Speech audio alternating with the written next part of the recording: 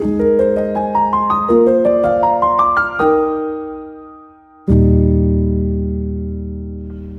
Bapak Ibu dan saudara-saudari yang dikasihi Tuhan Yesus Kristus. Apa kabar Anda hari ini?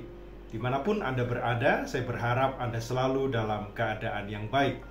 Dan sangat senang saya kembali bisa menyapa Anda melalui program Sapaan Gembala GKI Manyar. Saudara dikasihi Tuhan, suatu kali seorang petugas pemadam kebakaran pernah menceritakan pengalamannya ketika bekerja.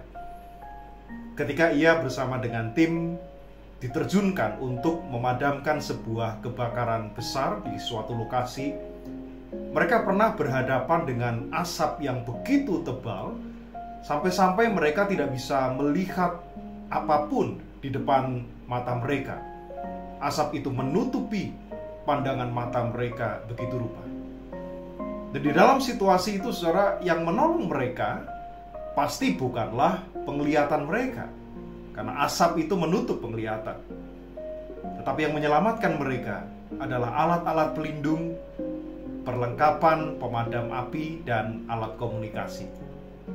Ya, saudara, bisa kita bayangkan apa jadinya mereka kalau tidak ada perlengkapan itu. Kelengkapan seperti helm, baju tahan api, alat-alat komunikasi.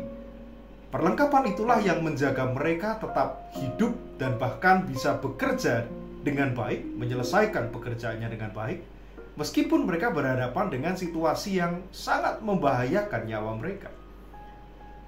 Nah, maka sebaliknya, saudara, apa yang terjadi kalau mereka hanya modal nekat saja masuk ke dalam lokasi kebakaran itu tanpa memakai perlengkapan-perlengkapan tadi? Mereka mungkin tidak akan pernah bisa melakukan tugasnya dengan baik. Mereka bisa panik, mereka bisa tersesat, dan bahkan bukan tidak mungkin terjebak di tengah kebakaran yang hebat itu.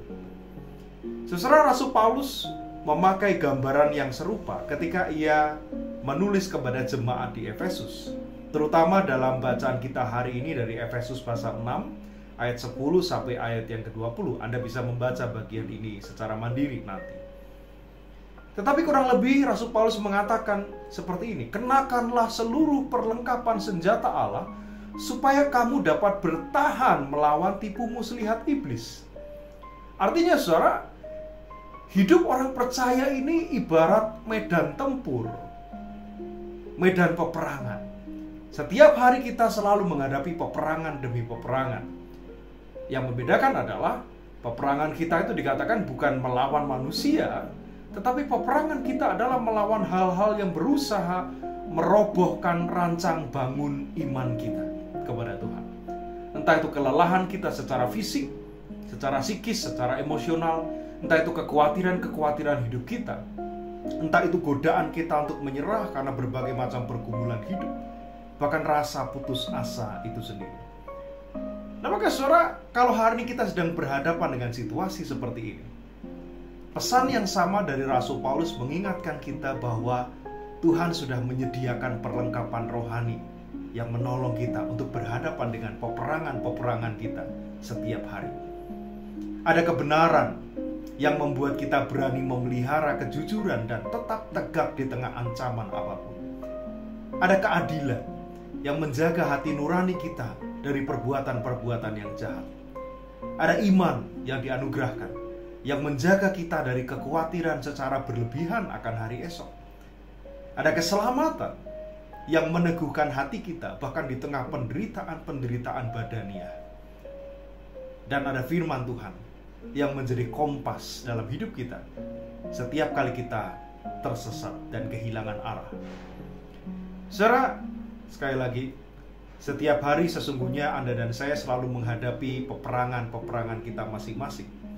Setidaknya peperangan itu nampak di dalam batin dan kadang nampak dalam peperangan nurani kita sendiri yang terkadang memperhadapkan kita pada pilihan-pilihan hidup yang sulit. Kadang kita harus memilih, saudara, jalan yang mudah namun bertentangan dengan kehendak Allah, atau jalan yang terjal, yang berliku tetapi menuntun kita pada kebenaran. Kita tidak dapat berjalan atau menyelesaikan peperangan itu tanpa perlengkapan yang Allah sediakan. Pertanyaannya, apakah kita mau mengenakan kelengkapan-kelengkapan yang sudah Allah sediakan bagi kita. Sehingga setiap hari Roh Kudus menolong kita hari demi hari, memenangkan peperangan demi peperangan, hingga saatnya kelak kita kembali kepada Tuhan. Saudaraku, selamat merenungkannya. Salam.